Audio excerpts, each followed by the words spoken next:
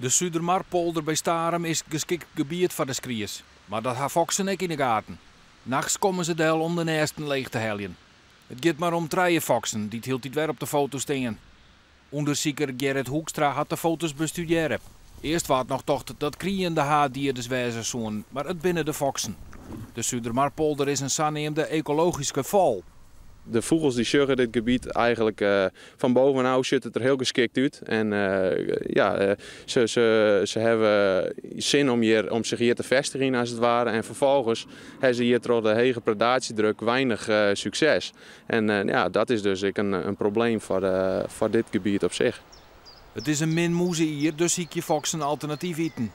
Wat nog opvalt in het onderzoek is dat foksen net vaker bij de nesten komen om ze de meeste sporen volgen zonen. Er wie een nest maar het meeste aantal nestbezoeken, dat wie een succesvol nest. Dus dat wie eigenlijk een beetje in het Chinstreet maar het generale model dat een heger aantal nestbezoeken de predatie verhegert. En dat wie dus in dit gebied, voor dat geval, wie dat net het geval. Hoekstra neemt het afschieten van de foksen als oplossing. Maar schitten met hulp van een luchtbak mooi net en dan nog.